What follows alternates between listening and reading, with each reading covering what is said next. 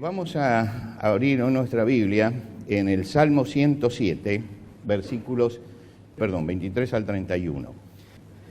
Dice así: los que descienden al mar en naves y hacen negocios en las muchas aguas, ellos han visto las obras del Señor y sus maravillas en las profundidades.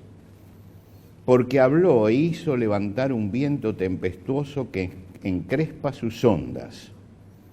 Suben a los cielos, descienden a los abismos, sus almas se derriten con el mal, tiemblan y titubean como ebrios, y toda su ciencia es inútil.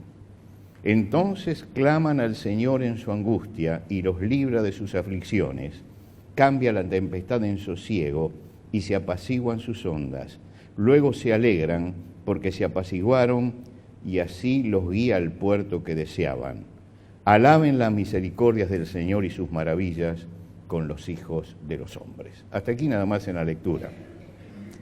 El Salmo 107 es un salmo extenso, largo. No quise leerlo todo y tampoco voy a hablar de todo el salmo. Me dedico a esta parte, pero les recomiendo que en sus casas ustedes lean el Salmo 107 y lo lean de acuerdo al esquema que el salmo tiene. Porque este salmo habla sobre 4 manifestaciones de la misericordia y de la bondad de Dios en 4 situaciones diferentes, 4 situaciones distintas. Cada una es una aflicción diferente y cada una recibe una liberación por parte de Dios. La primera de las cosas que el primer cuadro que nos presenta es un cuadro que tiene que ver con el desierto, la caravana que se perdió en el desierto, ¿sí? La caravana que ha perdido el rumbo en el desierto. Dice, anduvieron perdidos por el desierto, por la soledad, sin camino, sin hallar ciudad donde vivir, hambrientos y sedientos. Es decir, los que atraviesan el desierto y llega un momento que pierden el rumbo y perdidos como están, se les acaban las provisiones y entran en crisis. Entonces, esta es la primera figura que él usa, que son los que se extravían el camino y empiezan a sentir la angustia de la insatisfacción, y entonces él trata ese tema que es la persona del desierto. La segunda persona el segundo cuadro que presenta es el cuadro de la cárcel.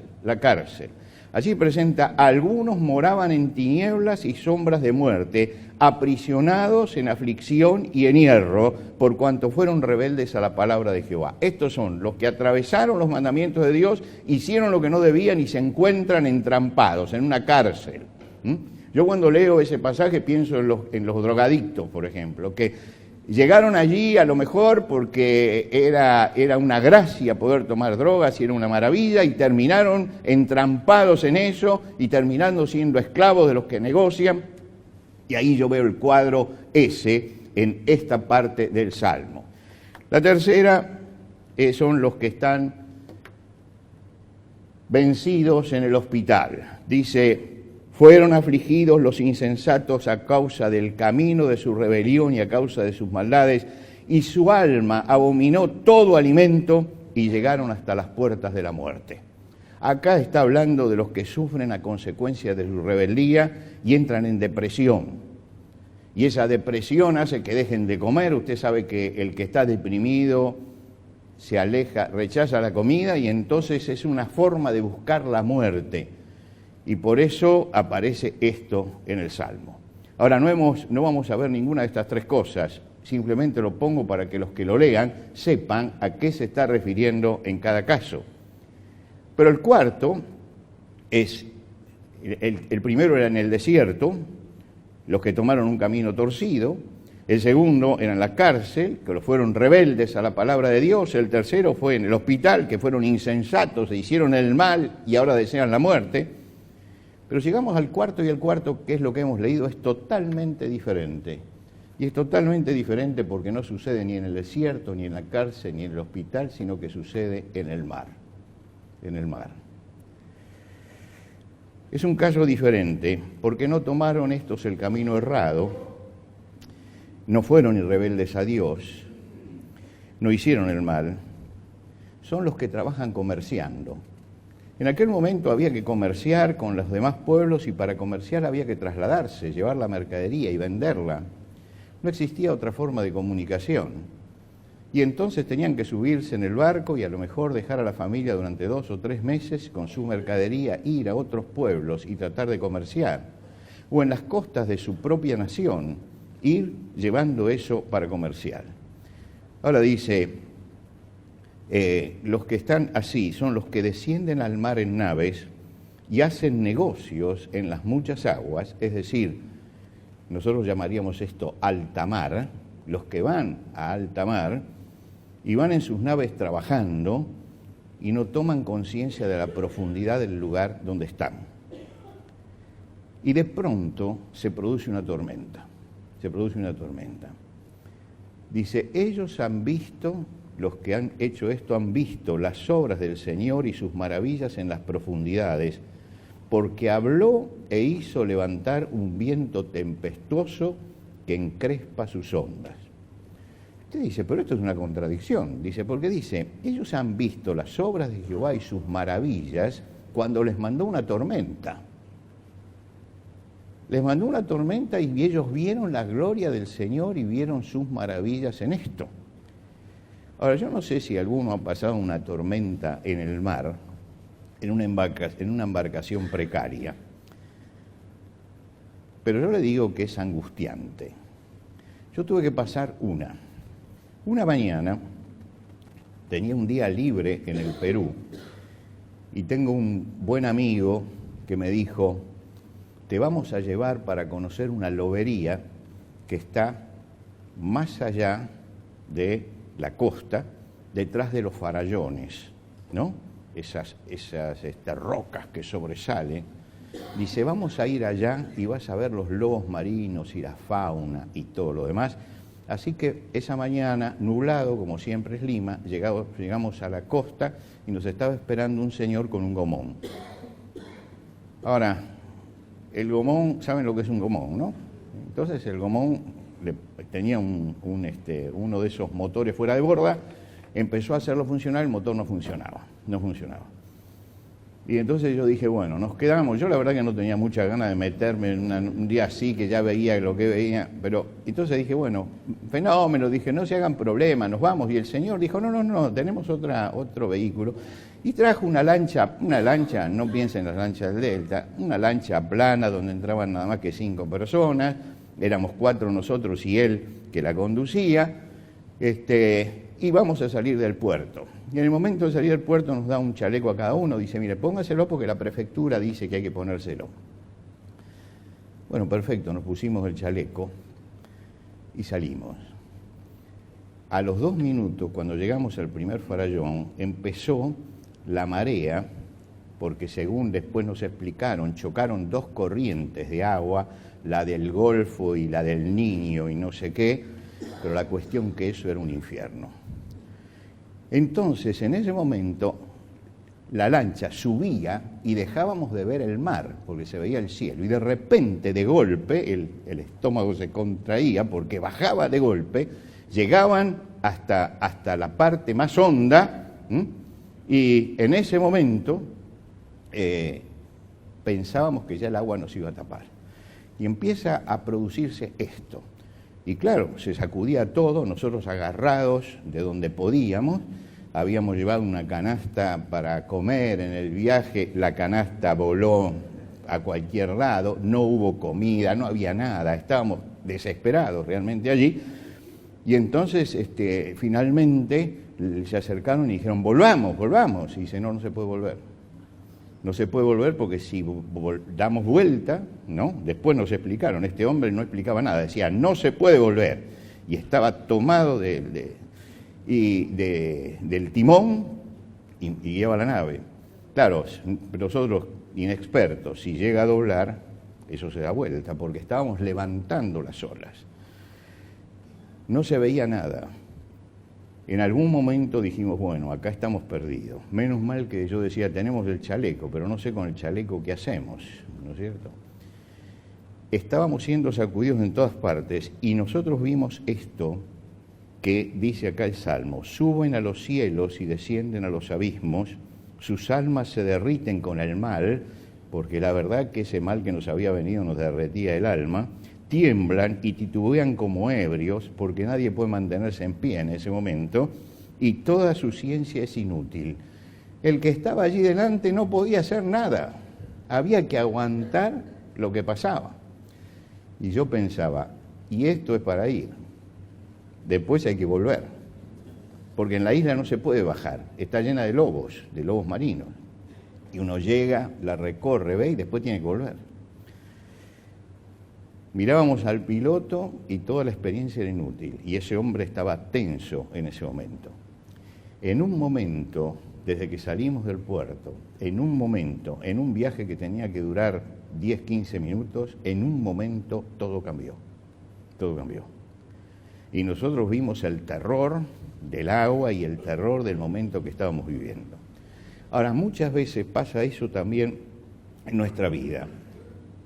Estamos en paz y todo se desliza como por aceite, sobre aceite, ¿no? Navegamos tranquilamente y de pronto aparece el viento de la prueba, que aparece inesperadamente. No lo esperamos y aparece. Y resulta que no podemos retroceder, nadie puede dar marcha atrás cuando vienen estas cosas en la vida, tiene que seguir adelante. Llegamos a las muchas aguas, No son los lugares de poca profundidad, en los lugares de poca profundidad no pasa eso. Pero hay momentos en que uno llega a las muchas aguas, y en las muchas aguas es donde uno empieza a sentir la presión de la prueba, y uno dice, esto no me pasaría, pero te está pasando. Pero justamente a mí, sí, justamente a ti. Pero yo estaba predicando, esa noche iba a hablar de la tormenta en el mar. Y el Señor me dio una lección, pero gráfica, que esa noche nunca prediqué con tanta propiedad como esa noche acerca de la tormenta de los discípulos en el mar. Era terrible lo que pasaba, y para colmo no estábamos en una lancha, estábamos en un vehículo precario, en una nave precaria, totalmente precaria. Lo único que tenía era el motor fuera de borda, y después eran 4 bancos sobre una tabla y agarrados y un timón delante, lo único que había. Ahora, ustedes pregúntense, ¿dónde quiero estar? ¿En el lugar de poca profundidad o en el lugar de máxima profundidad? ¿En las pocas aguas o en las muchas aguas? Y bueno, yo sí tengo que elegir, digo, yo me quedo en las pocas aguas y no subo al barco, pero lamentablemente estamos embarcados en la vida. Y llega un momento que estamos no en el lugar donde las cosas se deslizan como queremos, sino que estamos en medio de las tormentas. Cuando las cosas se deslizan bien y estamos sobre aceite, entonces experimentamos la paz, alabamos al Señor, nos reunimos con alegría, y nos sentimos valientes, y el Señor está allí, pero es casi imperceptible su presencia, porque nos está yendo bien. En la tormenta, cuando llegan las muchas aguas, es cuando realmente podemos experimentar las maravillas del Señor, cuando el Señor empieza a estar realmente presente en nuestra vida, cuando empezamos a experimentar su poder. El Salmo dice, los que hacen negocios en las muchas aguas, ellos han visto las obras del Señor y sus maravillas en las profundidades. La experiencia de atravesar una gran prueba es que uno conoce allí la grandeza de Dios como no la conoce en ningún otro momento en su vida. Y a veces es importante que pase eso, porque eso nos muestra justamente que ese Señor, cuya presencia a veces es imperceptible, en ese momento adquiere para nosotros la dimensión que realmente tiene. Cuando los discípulos en una noche empiezan a cruzar el mar de Galilea y hay paz, y el Señor está con ellos, el Señor duerme en el cabezal y casi lo ignora el Señor. Está allí con nosotros, está allí, está durmiendo en el cabezal, está en la almohada que tenían en la punta para los que tenían que descansar. El Señor se puso allí a descansar porque Él no era marino, era carpintero. Los marinos, los pescadores eran los que tenían que manejar la nave. Y los pescadores entran en la tormenta Y en la tormenta llega un momento que se le acaba la capacidad de manejar el barco, y en ese momento es cuando sacuden al Señor y dice: Señor, ¿no te das cuenta lo que nos está pasando?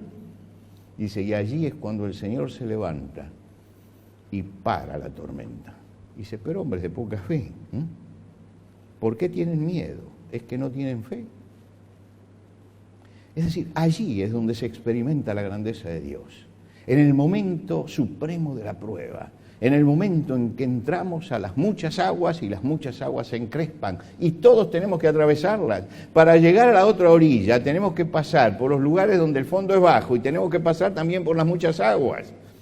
Y muchas veces en las muchas aguas Dios te manda la tormenta para que aprendas realmente y para que aprendamos lo que es el poder de Él en nuestra vida.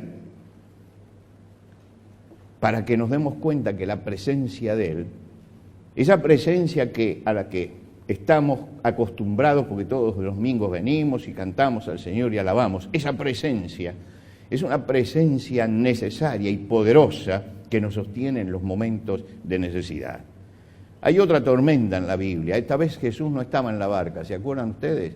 Los discípulos salieron solos, el Señor los mandó, le dijo, vayan solos, y salieron y tenían una tormenta tremenda, y se angustiaban en medio de eso, y perdieron la esperanza de poder conservar la vida allí, porque se les hundía el barco y se les estaba negando, y de repente viene Jesús caminando sobre las aguas.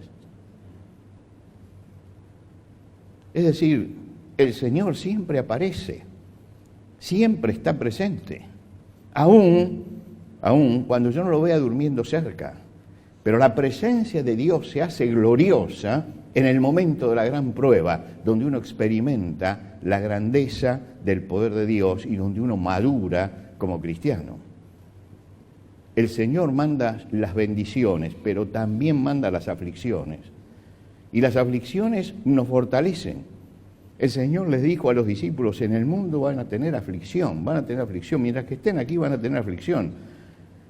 Y permite que tengamos una fe más profunda y tengamos una vida más profunda y podamos reflexionar más sobre lo que significa la presencia del Señor en nuestra vida y lo que significa también la fe.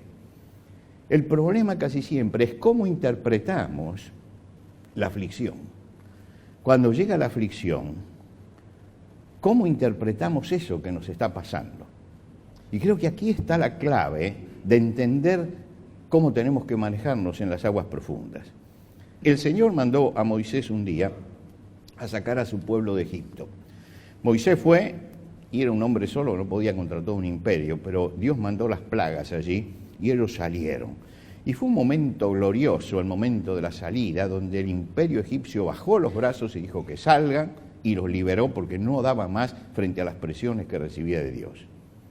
Y cuando salen, yo me imagino ese pueblo todavía desorganizado, pero con la alegría, 400 años habían vivido, tenían generaciones allí, y estaban saliendo con toda su alegría, y Dios le dice, van a ir por este camino, y Moisés tenía la orden de llevarlo por ese camino, y Dios ¿dónde los mete? Los mete en un desfiladero, entre dos montañas, y van caminando, y llegan al Mar Rojo, y detrás vienen los egipcios.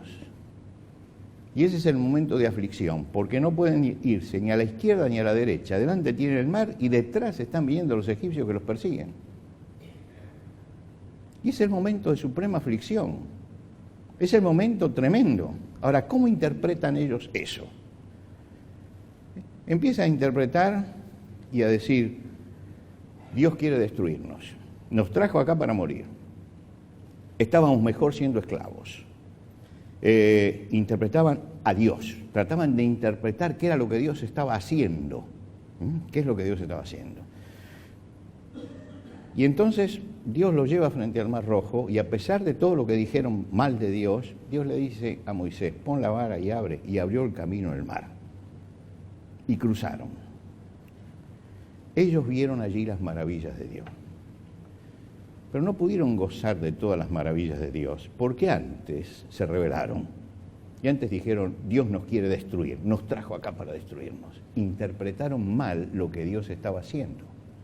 Dios lo que quería era mostrarles que su poder era un poder que abría caminos en cualquier parte cuando ellos buscaban su presencia en la fe. Pero ellos, en vez de interpretar ¿para qué estoy aquí?, a la luz de lo que habían experimentado y a la luz del amor de Dios que los había sacado de Egipto, lo interpretaban totalmente al revés. Y yo digo, en el momento de la prueba, no tratemos de interpretar lo que Dios hace. No tratemos de interpretar qué es lo que Dios está haciendo, porque pasa que hay personas que están en medio de la prueba y dicen, pastor, Dios se olvidó de mí. No, Dios te tiene en el registro, hermano. No se le extravió tu expediente, puedes estar seguro. En la caja de jubilaciones sí se extravían los expedientes, en el Palacio de Justicia se extravían los expedientes, pero tu expediente lo tiene el Señor en sus manos. Y Él sabe lo que te pasa. Él sabe lo que te pasa. Entonces no interpretes esto como Dios me abandonó, Dios me dejó, se olvidó de mí. Estoy pasando por una prueba y tengo que ver, lo que tengo que interpretar es esta prueba a la luz del amor de Dios. Y cuando yo interpreto esa prueba a la luz del amor de Dios, me doy cuenta que Dios no me está enseñando a aprender a ser paciente, a comprender, y yo tengo que hacer lo que hizo Job, que en medio de una prueba tremenda como la que pasó, él dice, el libro de Job nos dice, en todo esto no pescó Job ni atribuyó a Dios despropósito, no dijo es el mal propósito de Dios contra mí, porque Dios no está contra nosotros. Si Dios es por nosotros, ¿quién contra nosotros? Dios está con nosotros. Las 4 historias coinciden en la aflicción. Son 4 historias de tremenda aflicción. Los que atraviesan el desierto, los que están en las prisiones, los que descreen de la vida y también los que están en el mar. Los otros son rebeldes, que se equivocan el camino. Los que están en el mar son los que están trabajando, los que están comerciando, los que están ganándose su pan todos los días, los que siguen el camino, pero de repente los toma la tormenta. Pero en todos los casos, el Salmo repite 2 frases 4 veces. La primera de las frases que repite, para cada uno de los casos, es clamaron al Señor en su angustia, clamaron al Señor en su angustia, y los libró de sus aflicciones. Esta frase, cada uno de los párrafos termina diciendo, desde el desierto, desde todos lados, clamaron al Señor en su angustia y los libró de sus aflicciones. Es decir, no solamente libra al que está en las muchas aguas, puede librar al que está prisionero, al que se equivocó el camino, al que ha perdido el sentido de la vida, el que no tiene más esperanza. A todos ellos los convoca lo mismo, los convoca a que clamen al Señor. Clamen al Señor. El profeta Jeremías en un momento pasa un momento dificilísimo en su vida, lo persiguen, lo echan del templo, no lo dejan ir, le rompen los escritos que había hecho, lo meten en la cárcel y allí recibe la palabra del Señor y el Señor le dice, clama a mí y yo te responderé. Clama a mí y yo te responderé y te enseñaré cosas grandes y ocultas que tú no conoces. Hay cosas que no conocemos y que en medio de la prueba Dios manifiesta en nuestra vida. A veces no alcanza con el conocimiento del Señor, porque si no fuéramos afligidos no experimentaríamos. Muchas veces el conocimiento del Señor es puramente intelectual, pero el Señor no es teología, el Señor es una persona. Entonces mi conocimiento tiene que ser experimental. Y el conocimiento experimental lo encontramos cuando pasamos por las muchas aguas. Ahora, esto es lo primero que dice, que clamemos al Señor y reflexionemos en medio de todo esto. Yo creo que todo esto trae reflexión. ¿Cuál fue la primera reflexión que yo hice cuando llegamos a la isla? Cuando llegamos a la isla y estábamos en paz dando vuelta, digo, y ahora hay que volver. Y él me dijo, no, se va por otro camino. El otro camino era aceite, porque no pasamos por los farallones, dimos toda la vuelta. Ellos tienen un circuito, por este lado se va y por este se vuelve. Y allí había paz, primero. Segundo, tuvimos el privilegio que delante de la nave que íbamos, si eso se podía llamar nave, delante saltó un bufeo. Un bufeo es un bufeo de mar, es un delfín, es una clase de delfín. Y me dice el que guía, usted sabe que nunca se ve esto. Dice, qué suerte que tuvo usted. Y bueno, he tenido suerte para la desgracia primero y he tenido suerte ahora también. Yo dije, y cuando llegué a la costa y me paré, dije, qué grande que es el Señor. El motor del Gomón no funcionó. Porque si hubiéramos ido en eso, nos quedamos en el camino. Pero ese día no arrancó el motor. Y yo di gracias porque realmente había que alabar al nombre de Dios, que dijo, ahí no. La lección va a ir por otro lado, pero vas a llegar bien al final. Mis hermanos, todos los casos tienen la misma frase que dice, Dios hizo esto y los libró. Y en todos los casos hay una segunda frase que se repite, que es, alaben la misericordia de Dios y sus maravillas para con los hijos de los hombres. Alaben las misericordias de Dios. Todos los que experimentan su maravilla son llamados a alabarle. El objetivo del Salmo es ese, que no solamente vivamos la experiencia, sino que además esa experiencia nos lleve a alabar al Señor. Y al principio del Salmo nos dice por qué lo escribió. Dice, alabad al Señor porque Él es bueno, porque para siempre es su misericordia.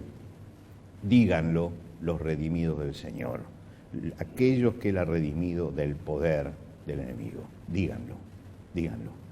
Es decir, es un impulso a que no solamente experimentemos y agradezcamos, sino que además podamos dar testimonio de la grandeza de Dios en nuestra vida. Hermanos, esta mañana hay algunos que estarán en paz y en calma, estarán navegando en una costa todavía baja, y les quiero decir a los que están allí que todos tenemos que pasar tiempos de aflicción, todos. Podemos salir enriquecidos de esos tiempos y podemos ver las maravillas de Dios. No crean eso que dicen, llegue a Dios y no va a tener ningún problema. No, va a tener problemas. Y todos sabemos que es así. Hay hermanos que tal vez están en medio de la tormenta. Y yo les recuerdo las palabras del apóstol Pedro cuando escribe a gente que también está pasando tormenta. Dice, ahora por un poco de tiempo, si es necesario, tengáis que ser afligidos en diversas pruebas, porque está siendo sometida a fe vuestra prueba, que es más preciosa que el oro. Y hay otros que pasaron por aflicciones duras y salieron. Y les digo, hay que dar testimonio de lo que Dios ha hecho en nuestra vida. Y el testimonio es nuestra fidelidad, nuestro compartir con el que está sufriendo las cosas grandes que Dios hace en los momentos de dificultad. Para todos hay un mensaje. Para los que andan en las pocas aguas, no piensen que esto dura, siempre aparece la prueba. Para los que están pasando por las pruebas, siempre la prueba pasa. Siempre la prueba pasa. Y para los que han pasado ya, den gracias a Dios y den el testimonio de lo que Dios puede hacer cuando uno está pasando por una prueba, porque eso va a ser de bendición también para los demás. Que Dios nos ayude a saber navegar en las muchas aguas y a soportar también las tormentas. Nos ponemos de pie.